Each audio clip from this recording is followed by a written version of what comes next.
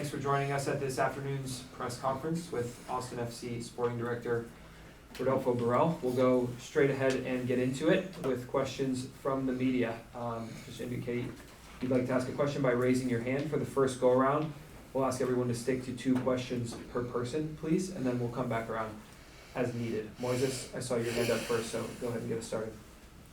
We spoke with you previously in which you established what the line was in terms of expectations for this season. First of all, yes. First of all, I would like to thank you, Josh Wolff, for his contribution to the club. Okay, his commitment, his dedication, and his love to our club, and I would express this publicly. So you can ask. You established what the expectations were for this season when it came to performance. You were very clear and in no way vague about this. In watching the results as they've played out over the season, members of the fan base, members of the media have, I guess to borrow the term criminology, engaged in a sense of rotoology, of trying to read off of your expressions, off of your demeanor, what your feelings have been as the season rolled on. So could you take some of the mystery out of what you saw throughout the course of the season that led to this decision, if it was just meeting that expectation of making the playoffs at the end of the season, or if there were other things that you saw over the course of the season that contributed to this decision being made? Well, I think that the expectation to get into the playoffs, I guess, is the minimal is the expectation of every single team in MLS. I think this is very clear, and you have to set some certain level of expectations. And yes, we very clearly mentioned that at the very beginning. Having said that, to base a decision exclusively on that, I think is more obviously you need to take in consideration, for example, in case of the coach, the overall performance since he joined the club. I think this is one aspect that you have to consider as well. In addition to what you mentioned, to the expectations that we had for this year, and then mainly that. So mainly that, and what you following day to day, obviously training sessions and everything. But mainly, I would say, what we set as a minimal expectation that you mentioned, and also the overall performance during all the period that he has been here. And where we find ourselves now in the first step into the new era of the club's history, in making the decision to find the next coach. What is most important to you? Are there specific things that you are looking for? People have mentioned things like MLS experience. Is that something, for example, as an aspect of what is most important to you in finding the right next coach, second coach for the club? What I have to say is that we have a very clear plan. I have a very clear plan, but it's too early into the process in order to share any kind of specifics, if I'm honest with you. Some of these things that you have mentioned might be important. Maybe yes, maybe not, depending on all the other aspects. But again, it's too early. So we are talking about that. We haven't even initiated the process yet. Timeline on an interim? What? Timeline on naming the interim coach? No interim right now. Maybe no. Joe? Why do this now, Rodolfo? Why do this now and not after the last game we made? Because it's at the point where we mathematically we couldn't qualify for the playoffs. Richie?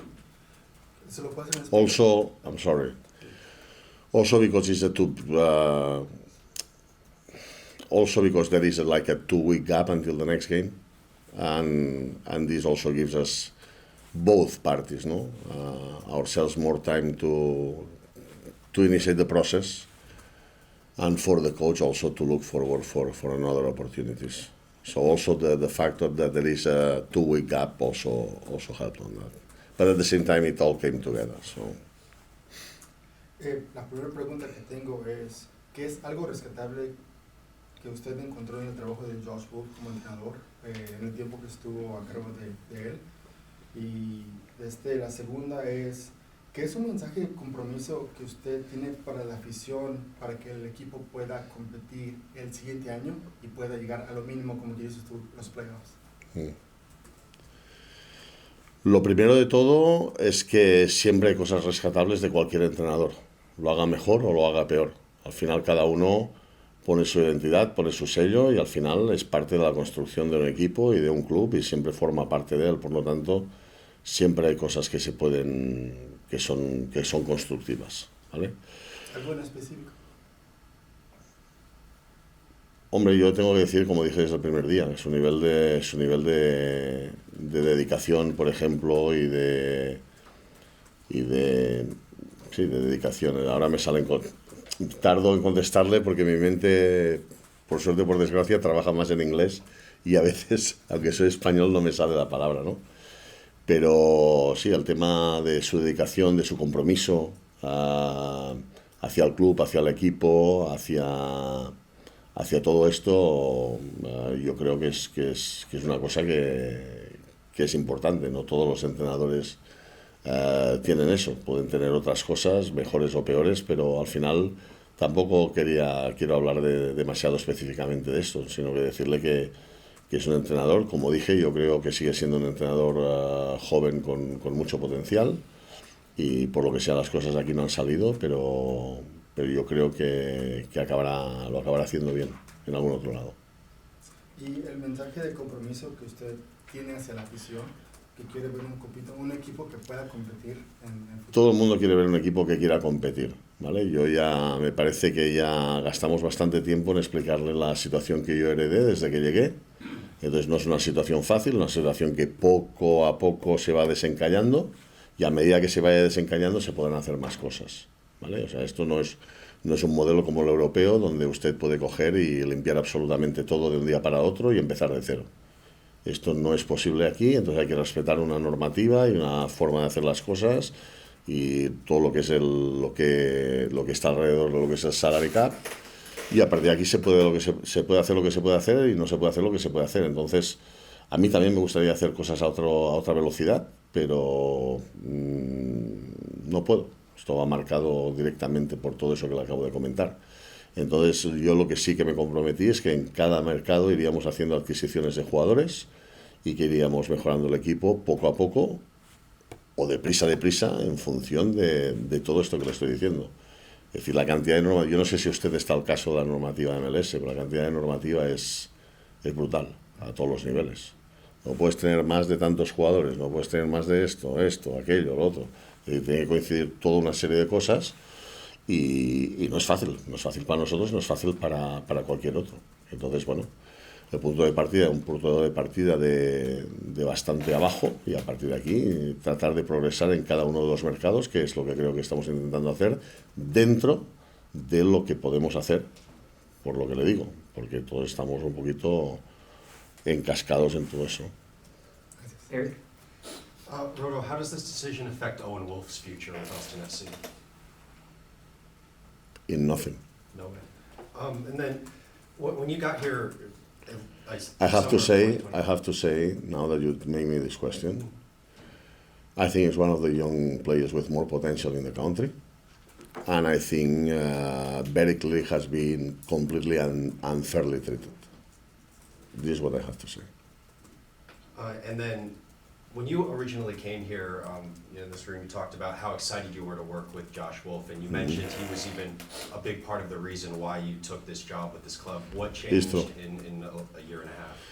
It's not changed. I came very clearly, and I still say the same thing that I mentioned. At the end of the day, unfortunately, guys, I don't know why you make me this question. You are the first guys that everything is about results and everything is about, you understand? So I don't know why you make this question, if that makes sense. Just one quick follow-up. Because you are the ones that you are pushing for this and that. So now making this question is a little bit, you understand? So I came here, and I say I was very happy to work with him. Yes, and I still say the same. I was very happy to speak with him. At the end of the day, there are some expectations. He has been at the club for a longer time than my period. And there has been analysis of the overall performance of all the years, and we came to that conclusion. But this doesn't mean that I was not excited to working with him. And it was 100% your decision? There wasn't a collaboration with ownership? Which one? To make a change at the coach? Was that 100% your decision? At the end of the day, I'm the sporting director, and this falls on me. Obviously, with the board has to be, so obviously ownership has to be on board in any MLS club, any club around the world. But ultimately, yes, I'm the sporting director, and it falls into me. Laura? And then Colby. Usted decía que había muchas, no dificultades, pero había muchos pasos en la MLS para contrataciones, etcétera, etcétera. Tiene estos procedimientos, ¿verdad? Antes de agarrar el trabajo y antes de que usted llegara a Austin, me imagino que usted buscó y sabía a qué iba a llegar a ser como director técnico, como director deportivo. ¿Cuánto cree usted en este año que ya ha estado aquí, que ha estado viendo cómo funcionan las cosas en la liga, que tal vez pudiera decirle a los hinchas y pues en general al público que Austin puede llegar lejos? ¿Qué tengo que decir? Lo primero que tengo que decirle es que yo vine aquí con mucho conocimiento de la liga en cuanto a lo que sucedía dentro de los terrenos de juego, ¿vale? Tengo que decir que no esperaba la situación de salary cap que tenía el club en particular. Esto fue una de las cosas que de alguna manera, bueno, es culpa mía, a ver, no es culpa de nadie más, es culpa mía. Yo pensaba que de alguna manera, no sé, controlado por la liga, todo el mundo tenía una situación igual o similar, digamos. Entonces yo no esperaba una situación de salary cap totalmente colapsada, si vamos a decirlo en una palabra. Pero bueno, al final soy yo el que tomé la decisión y vine y tengo que, ¿me entienden? Tengo que solucionar esto. Entonces, a partir de aquí, lo que comenté, yo desde un principio pensé que 3-4 mercados era cuando empezaríamos a ver cambios en el equipo. Y en cuanto a los aficionados, pues tengo que decirle que Austin quiere progresar y llegar a lo más alto lo antes posible, pero tengo que decirle que todos los equipos quieren progresar y todos los equipos quieren llegar a lo más alto. Y el punto de partida nuestro, al menos desde el que yo llegué, no era el más idóneo y de alguna manera pues necesitará un proceso y necesitará un tiempo. ¿Qué tiempo? Pues es lo que le estoy diciendo. ¿Usted qué quiere? ¿Venir a la siguiente rueda de prensa y decirme, usted dijo que el 25 de mayo de no sé qué, no sé cuántos, el tiempo lo antes posible, ¿vale? Y ya le digo, yo creo que en todos los mercados hemos hecho cambios de jugador dentro de lo que hemos podido y seguiremos haciéndolo e intentaremos de alguna manera llegar ahí lo antes posible. Cabe aclarar que no es que yo quiera, es simplemente que son los hechos. ¿Los hechos de qué? O porque dice usted que es que yo quiero venir a decir que en la fecha No, Simplemente se pero por hacen eso que como los usted hechos. pero que como usted me está diciendo el tema de cuándo exactamente, pues yo no le puedo decir cuándo exactamente. Esa era mi pregunta. Ese ya Muchas está. gracias. Gracias. Colby? So, just to be clear, so it's more on the body of work, but was there anything in the last 35 days? No, nothing. I mean, so if the results have been different, obviously, I mean, was there an edict on before the season? I'm just talking about there was certain expectation at the very beginning, yeah, and the expectation has not been accomplished, okay? And second, after, I think you made me the question, you say, no, it's exclusively that. Well, it's exclusively that. You need to take into consideration the overall performance of all the period that the coach has been here.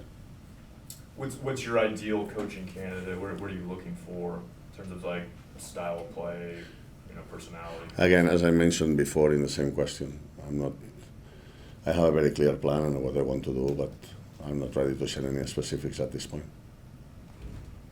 Todd, and then Jorge. Could you just talk a little bit about the meeting that you had with Josh and how that went, what his reaction was, and had the team won in Los Angeles, would we be sitting here today?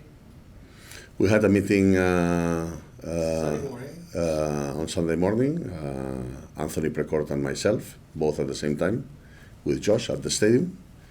We communicate him the decision, and obviously he was upset. It was a sad day for the three of us. That's the reality.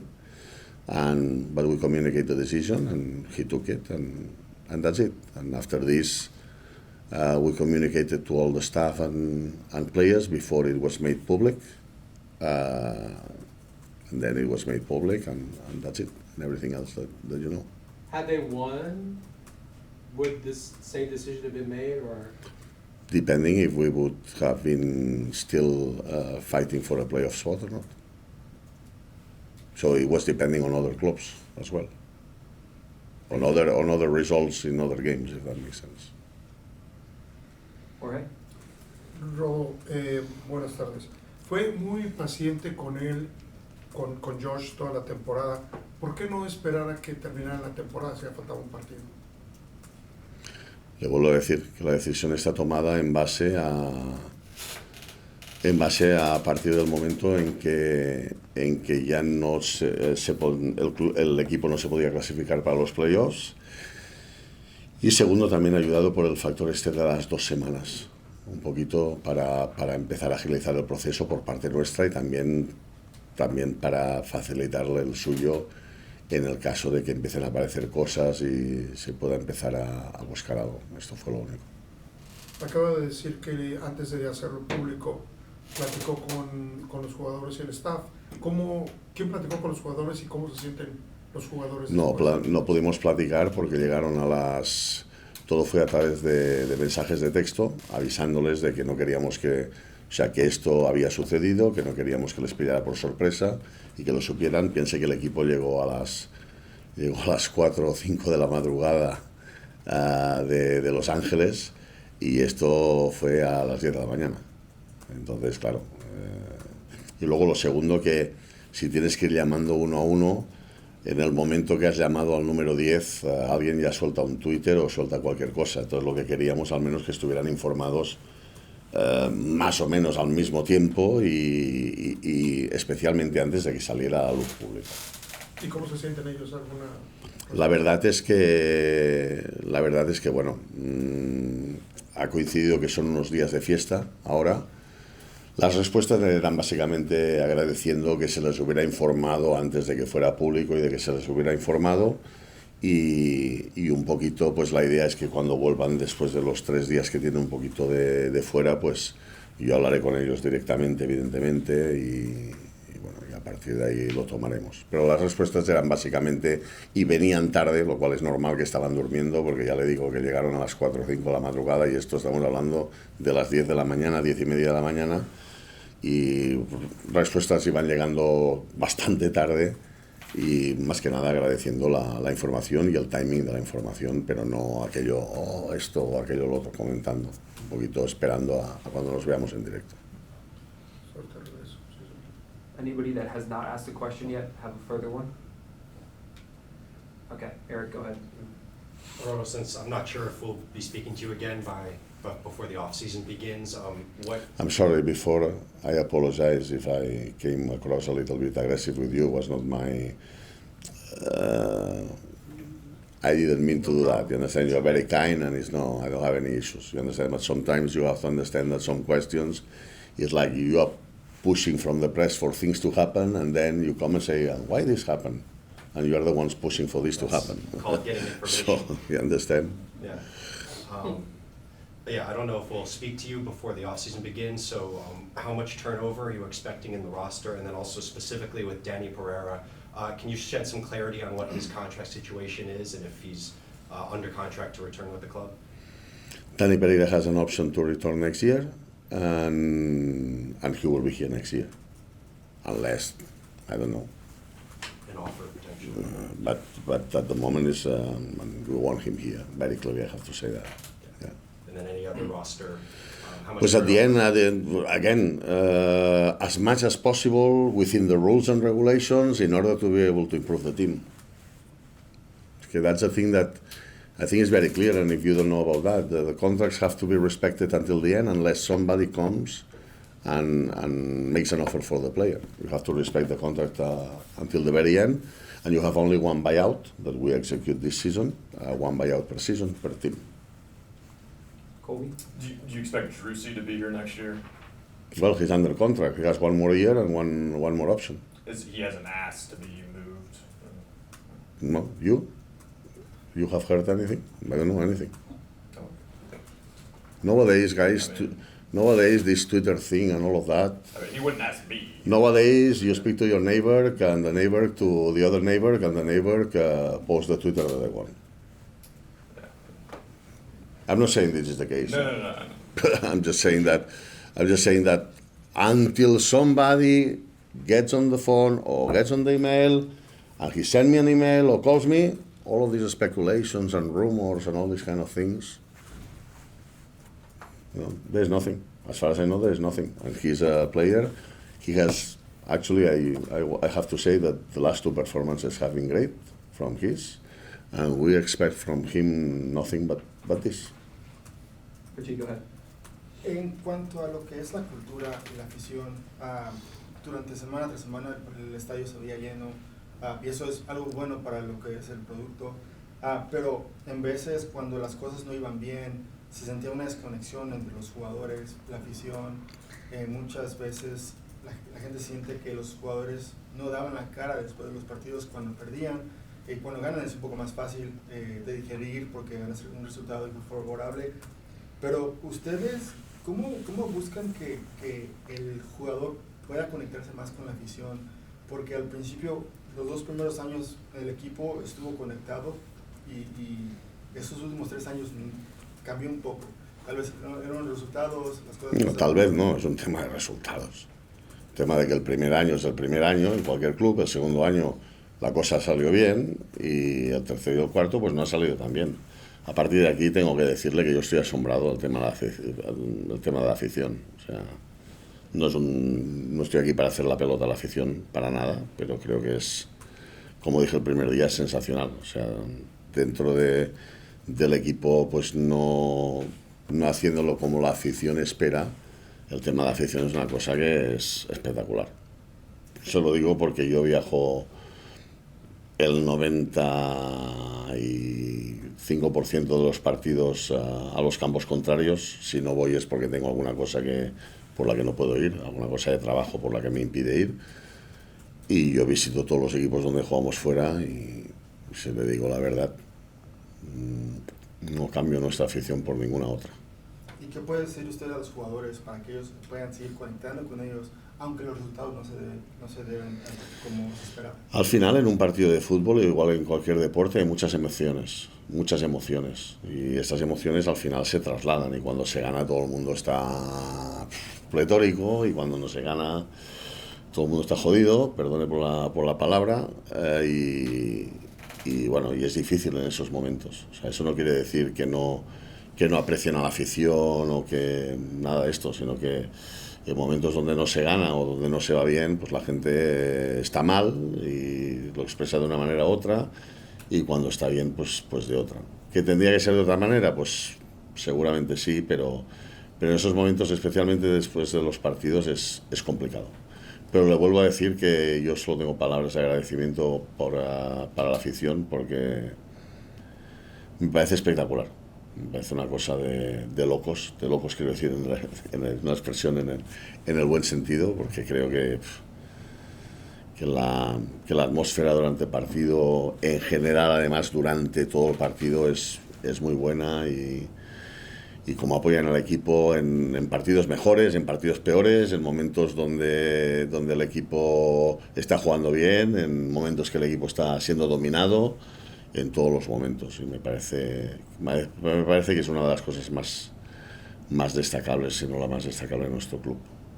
¿Creo que usted en el futuro pueda ver una oportunidad de tener una práctica puerta abierta donde la gente pueda ver los jugadores en el entrenamiento, aunque sea algo corto, pero que la gente se sienta que están ahí? Porque imagino que otros equipos en Europa o Latinoamérica hacen lo mismo. Yo, del equipo que vengo, no entra ninguna persona ningún día de ningún entrenamiento. Eso depende de las culturas, depende de los países, depende de muchas cosas. Pero yo, de los equipos que vengo, no entra ni una persona ni un día de la semana. De hecho, no entran ni ni personas que son... Es decir, yo era asistente, como usted sabe, en un club de la Premier League y yo no podía traer a dos amigos míos a mirar la sesión de entrenamiento. Miento, podía hacerlo un día a la semana, el día después del partido, donde el entrenamiento no tenía ningún tipo de contenido. Entonces, es una cosa que hay países que se puede dar. Por ejemplo, en Alemania, yo sé que el Bayern de Múnich concretamente, lo sé porque con el entrenador que estaba, con Pep Guardiola, venía del Bayern de Múnich y él me comentaba que me parece que era un día a la semana que estaba permitido que todos los fans podían ir. ¿Vale? Esto depende del país y de la cultura y de las tradiciones y de las costumbres, más que otra cosa. Jorge. Aquí también, Rodo, hay equipos que lo hacen. La pregunta básica, así como ya no lo vamos a ver quizá el resto del año, vimos un Rodo muy diferente cuando llegó, ahora un poquito más agresivo. ¿Qué le ha dejado? No, para nada. Más duro en sus respuestas que no agresivo. ¿Qué le ha dejado el año y medio en la iglesia? ¿Qué me ha dejado? A usted. ¿Más canas? No, si le digo la verdad, no me... Yo soy una persona que para bien o para mal me es bastante fácil anticipar situaciones. Lo cual esto a veces me hace sufrir porque anticipo situaciones, es una manera, son cosas que tengo, igual que hay otros atributos que no tengo. La verdad es que bueno, sí, al final es un juego que depende de que la pelota entre más aquí o allí, pero soy bastante realista y tengo muy claro y sé dónde estoy. Entonces, en cuanto a lo que usted dice de más agresivo o no más agresivo, mire. Más duro. No más duro, es un tema de que a veces tengo que decirle que, como le dije, yo no estoy afortunadamente envuelto en ningún tipo de social media, pero tengo asistentes que me hacen saber cosas y opiniones y cosas y cuando hay gente que me parece que opina injustamente y que los comentarios son ventajistas o intentan dañar a gente, eso no me gusta. Es una persona que vengo de, como creo la mayoría de ustedes, de familia humilde, pero que creció con grandes valores y valores de respetar a la gente, respetar a todo el mundo, atender, a tratar a todo el mundo por igual, pero eso tiene que ser recíproco, de alguna manera. Y cuando no es recíproco, entonces me empiezo a no a calentar ni esto, porque al final, ya le digo, al final esto es un deporte y no... Pero sí que no me gusta. Y entonces igual la dureza que usted percibe viene de eso, pero no viene de nada más. Pero no puede ser recíproco cuando nosotros pedimos una entrevista con Josh y 14 meses después nunca nos la dieron. No puede ser recíproco. Tiene que ser de un lado. Usted me habla de... Usted me da la impresión que tiene problemas con el club desde antes de que yo llegara aquí. No, yo desde que llegué aquí le tendí la mano muy claramente y no tengo ningún problema con usted y a partir de aquí, ya le digo, no puedo estar que se hace esto, aquello, lo otro. Usted también tiene que pensar el por qué a lo mejor esa persona no quiere darle una entrevista. Eso igual también viene, no sé, yo creo que hay cosas que usted a lo mejor se tiene que plantear también. Se lo digo honestamente. Yo no sabía de esto que me está diciendo, pero es que si no se la da, será por algo también. A lo mejor no. A lo mejor usted tiene razón, a lo mejor él tiene razón. Ahora ya es un tema, evidentemente, que no se la va a dar, segurísimo. Pero al final somos personas, todos tenemos familia, todos tenemos sentimientos y la gente tiene que ser respetada. La última de la tarde mía, ¿qué perfil busca usted? Yo sé que no quiere dar más información, pero ¿cuál sería el perfil que usted buscaría para un entrenador? El perfil tiene que ser una persona que sea capaz de develop further, ¿cómo sería? Desarrollar, sí. Perdone por él. Me pasa esto desde que me fui para de alguna manera desarrollar hacia adelante de alguna manera lo que estamos tratando de hacer. Y luego tiene que tener unos ingredientes de varias cosas, ¿no? Por ejemplo, estamos en un país y estamos por ejemplo en un equipo y una zona muy particular donde por ejemplo que el entrenador sea capaz de hablar, por ejemplo, las dos lenguas, yo creo que es una cosa, no voy a decir que es la más importante, pero es una cosa a tener en consideración. Pues seguramente también alguien que tenga experiencia de MLS o que no la tenga, pues puede ser algo que también se pueda considerar. Alguien que también pueda tener experiencia, por ejemplo, en estar sometido a este calor en cuanto a entrenamientos, etcétera, etcétera, también se puede considerar o no. Pueden haber miles. Perdone porque I'm sorry because I didn't reply you to this question and now I'm replying you to the similar question. Or the profile of the coach. I'm just saying there pueden ser muchas cosas a tener en cuenta, pero al final no le puedo decir, no, es que si no tiene esta y esta, porque al final es un cómputo global de cosas. Y en el proceso estamos, nada, justo empezando y como para, ¿me entiendes? Y ahora le digo una cosa y de aquí 3 días me dirá, es que usted dijo que si no tenía las pestañas largas, no. ¿Me entiende? A lo mejor tiene las pestañas largas, pero todo lo demás en el cómputo general lo hace un buen entrenador para Austin. Lo que está claro, que tengo muy claro en mi cabeza lo que quiero hacer, lo que quiero traer. Bueno, lo que quiero traer, quiero decir, no la persona que quiero traer, pero el perfil que quiero traer para que de alguna manera nos ayude a avanzar, ¿no? A avanzar y a la mayor velocidad posible. Bueno, seguimos en español, Laura. Hace más o menos 2 semanas vine a la conferencia de prensa y le pregunté a Josh cuáles eran las cualidades que de pronto él quisiera seguir teniendo en su equipo y cuáles no para el próximo año. ¿De jugadores, me dice? De jugadores y del plantel en general. Sí, de jugadores. Sí.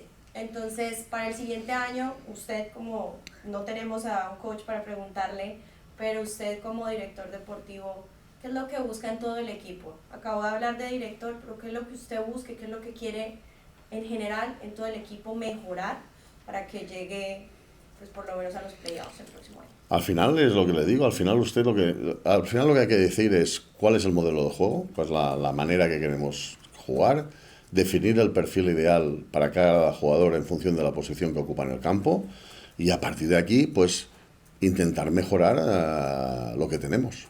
Es que al final no se trata de más otra cosa que de esta. Entonces al final es lo que le digo, pero dentro de todo esto la MLS pues es especialmente difícil. ¿Por qué? Porque al final usted está en Europa y saca la billetera y venga, jalan 90 millones. Pues venga, para aquí. ¿Me explico o no? Se pelea con otros que también a lo mejor pagan 90, lo tiene que persuadir de que ese es el mejor sitio. Pero aquí al final pues hay unas cantidades que hay que encajar todo el mundo dentro de un salary cap y las cantidades son las cantidades. Entonces hay que intentar hacer virguerías, no digo milagros, pero virguerías con esas cantidades. Estamos poniendo ejemplos, por poner un ejemplo, pues traer a un Mikel Dessler, por ejemplo, de Ligue 1 en Francia, jugando de titular allí, libre de traspaso, pues ¿qué quiere que le diga? Pues es un milagro. Así se lo digo. Así de claro se lo digo. También he escuchado, por ejemplo, ya hablando, por ejemplo, pongo el ejemplo solo de un jugador, pero también he escuchado, ¿no? A este jugador cuando se fichó tal, porque tiene que estar en Max Tam. Max Tam, ¿sabe lo que es? Max Tam es sobre 1,5 millones. Está tan lejos de 1,5 millones. ¿Me explico? Entonces, para un club como Austin poder conseguir un jugador de estos, ¿me entiende? Libre de transferencia, que además nos estuvimos peleando con un equipo alemán de Bundesliga para ver quién se lo llevaba y que acabar trayéndolo aquí, pues estas son las cosas que tenemos que ir de alguna manera también peleando, intentando traer.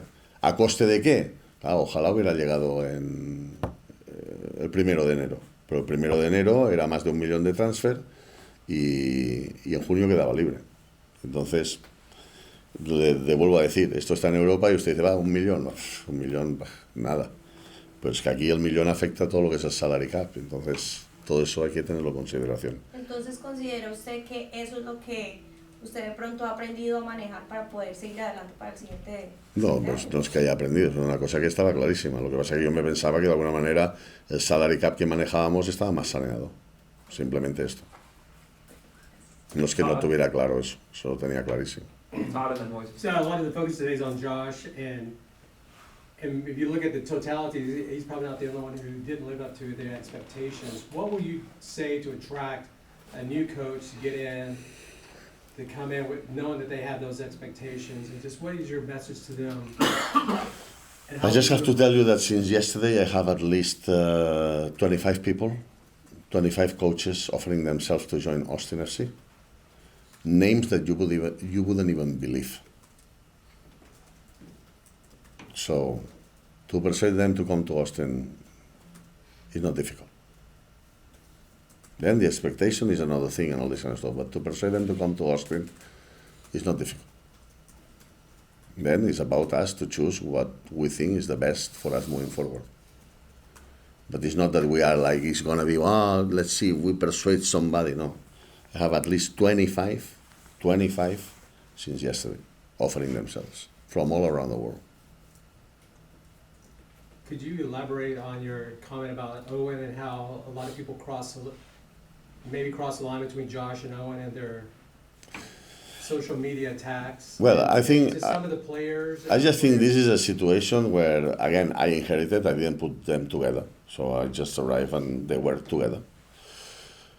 I have to say that the maturity that Owen is showing at such a young age is phenomenal, because it's not easy at all when a family member, in this case your father, is the head coach of a team and you are a player.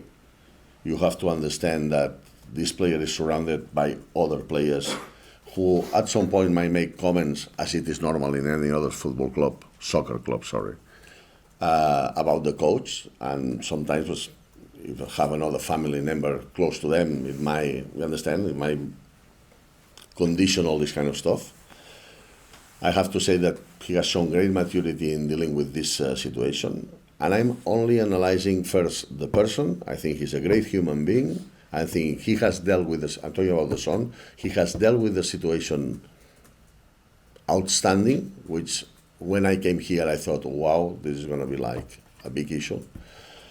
And the third thing is that I think, and only time will tell, obviously, then sometime you might come back to me or I'll come back to you. I think he's a very good player, a young prospect. Obviously, he's now 20 years old, with already lots of starts in MLS. And I think he's a great prospect for us. That's why one thing, I think you made me the question, or you, one is not attached to the other one at all. So, and this, I made that clear from the very beginning to both father and son. So there is not one attached to the other one at all. And I think because of some people didn't want the continuity of the head coach or whatever, I think in general people has treated Owen Wolff unfairly. This is what I have to say. Please.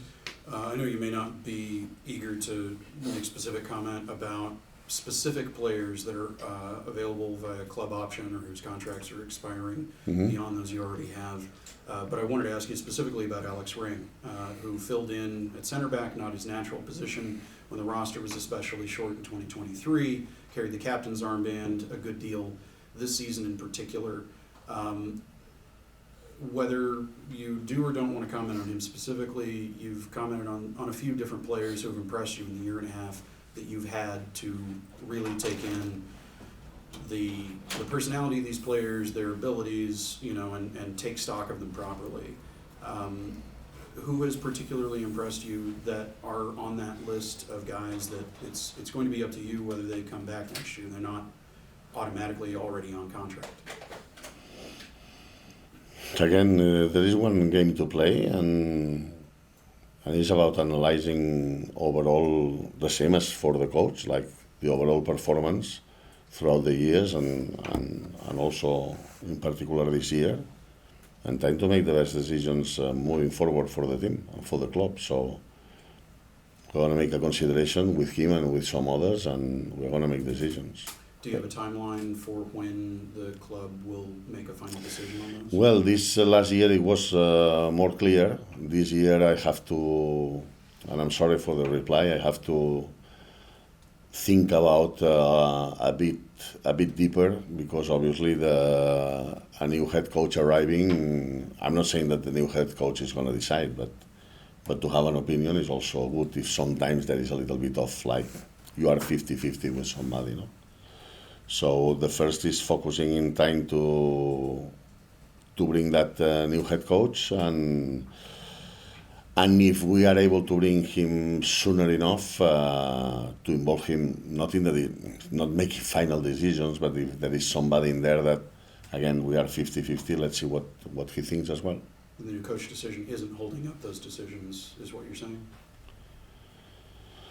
I'm just saying that I have very clear what I want to do, but having said that, also, is what I was mentioning. MLS is not easy, and you have expectations of bringing some players, and maybe it's possible, maybe it's not possible, maybe it's possible less than you were expecting or more, and then the plan has to be affected or changed slightly, because you might end having to keep one more player that you were thinking at the very beginning, or less or more, and all these kind of things.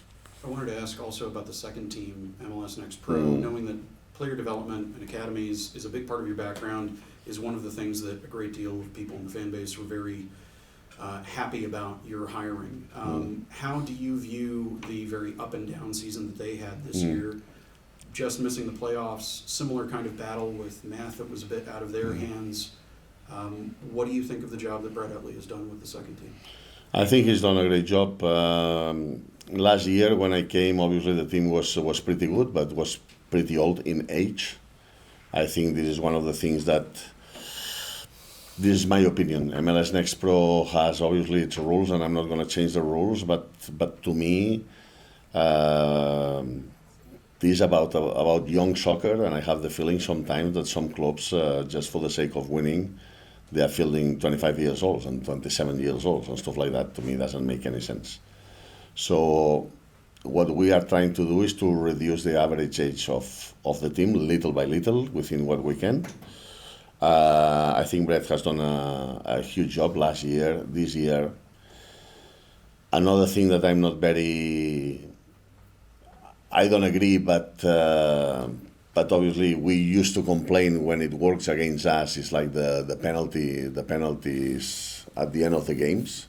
I think that if you win a game, it's 3 points. If you lose a game, it's 1 point, 0 points, and if you draw, it's 1 point.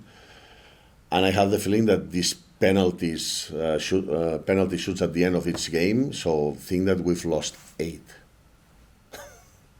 So we've lost 8 points on penalties at the end of the games. But I mean that only winning like 3 or 4 more, we would have been in the playoffs. So I think it's very hard at the end of 90 minutes. So I think that when you win, you win. When you lose, you lose. When you draw, I have the feeling that with these penalties, after the draw, who wins on the penalties, 2 points feels like a victory and 1 point feels like a defeat. But again, this is the system, and again, I'm complaining now because the penalty shootouts, it's called. Yeah. The penalty shootouts work against us. Potentially, maybe if we would have won all the penalty shootouts, maybe I would not be saying that. But analyzing this situation is like, you think it's crazy, no? After the effort sometimes on the road and to get a point in a very difficult, on a penalty shootout, so the other one gets 2 and you get 1, no? And I think the count is like 7 or 8 that we have lost this year, that only would have taken 3 or 4 more, we would be talking about the playoffs. No? If I can ask one more just about league dynamics. I know that commenting directly on specific match officiating is an area of trouble. But to stay away from that, league-wide, we saw a massive increase in the number of cards issued for dissent this season across all teams. How do you see this? You're talking about MLS? MLS. How about dissent? For dissent, more cards being issued. Many of us have made comment about there being some inconsistencies in terms of what is considered a red card worthy foul. No, well, this is like crazy. But that's not what I'm asking. What I'm asking is, going forward, how do you see coaching around there being more of a propensity for cards being given for dissent? How are you looking at players needing to be managed to try to avoid those kinds of accumulations? You can manage the players in the best way that you can, but again, this is a game of emotions, of big emotions, and everybody has its own personality, and only the ones that are on the pitch know what is going on. So at the end of the day, you see, yes, Biro's tackle the other day obviously is unfortunate, but you see one just before that was to Bukari, and nothing happened. You see situations of dissent from some players and from some others, and from some are a yellow card, and from others there is nothing. Listen, like everywhere else in the world, there are clubs that because of they have more history or they have more whatever. We all know that the same action for one team or for the other, it takes a different outcome from the referees. It's not ideal, but it's what it is, and it's not an excuse, and we have to be able to deal with this a lot better. That's for sure.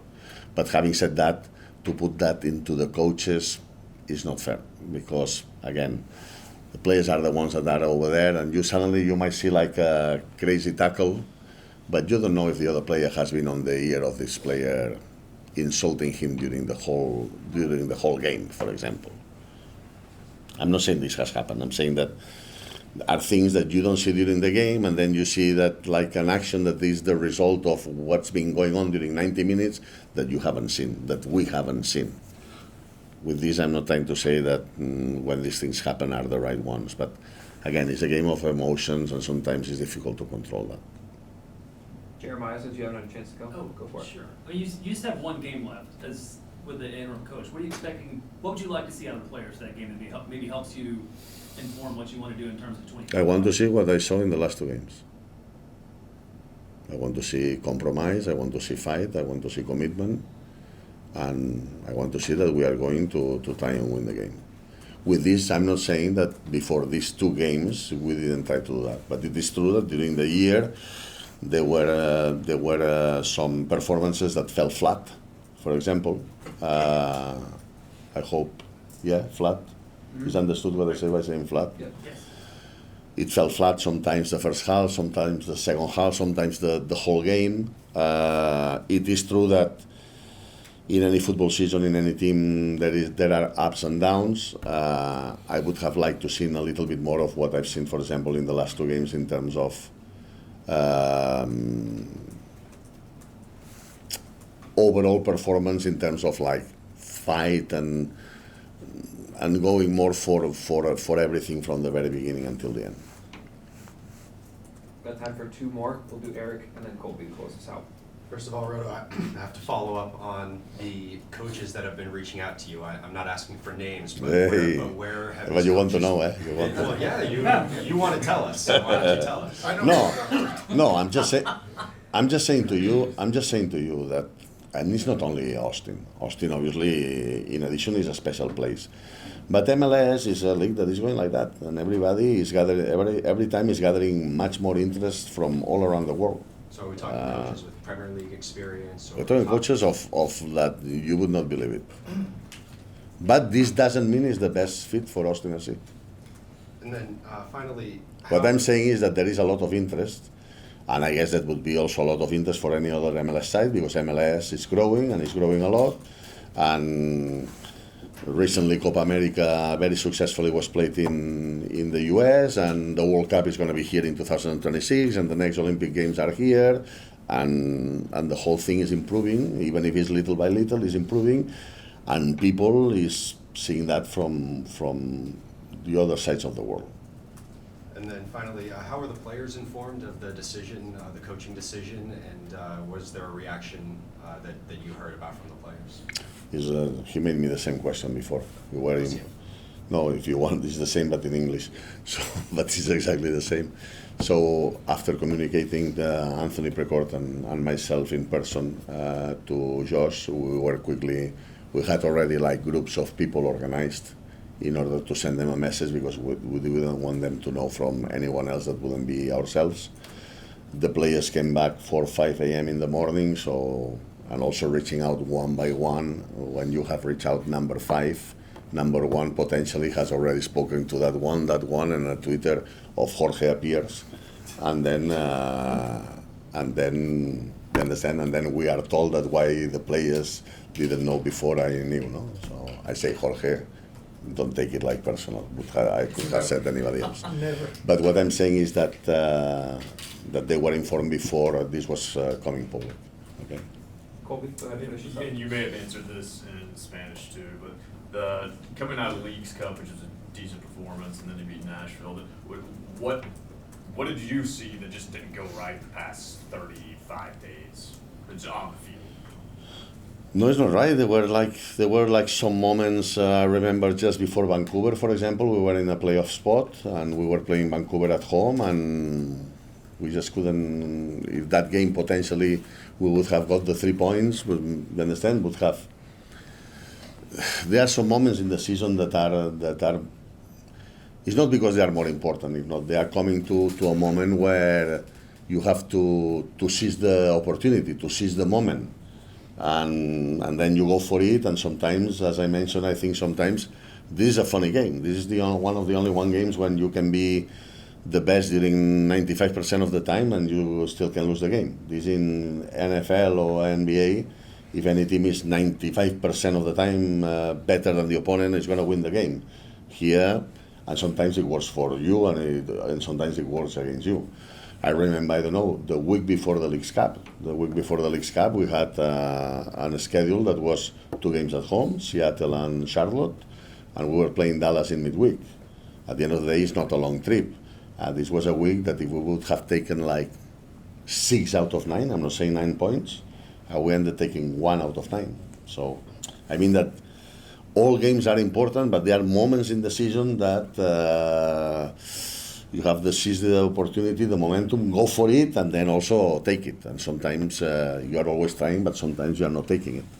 And sometimes, if in these particular moments you take the 3 points because you are playing better, or because you are lucky and in the last second you score a free kick, and although the opponent had 30 chances, allows you to keep the momentum into another game, and suddenly you make a special season or a better season that you are meant to do. So these are the things that are going on with this.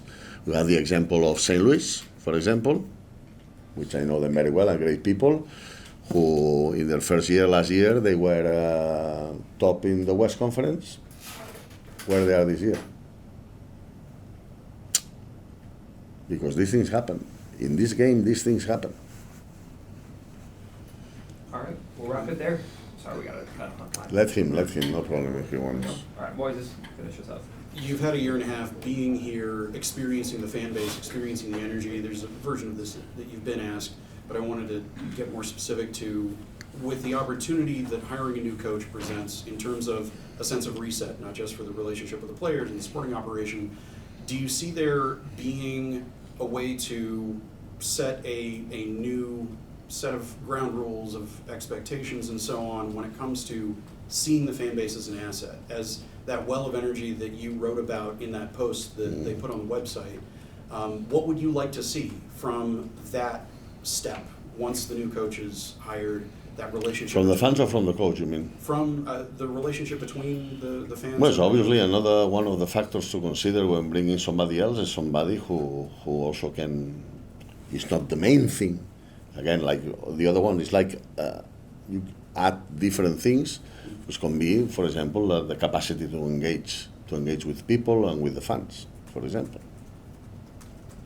I'm not saying, again, if you don't have that, you cannot. But what I'm saying is one of the factors that you have to put on, and then at the end of the day, you have to bring the ones that makes more sense for our environment, for our city, for our people, for our fans, and in the end to move forward our football club on the pitch. Thank you. All right, we'll wrap it there. Thank you, everybody. Thank you, guys.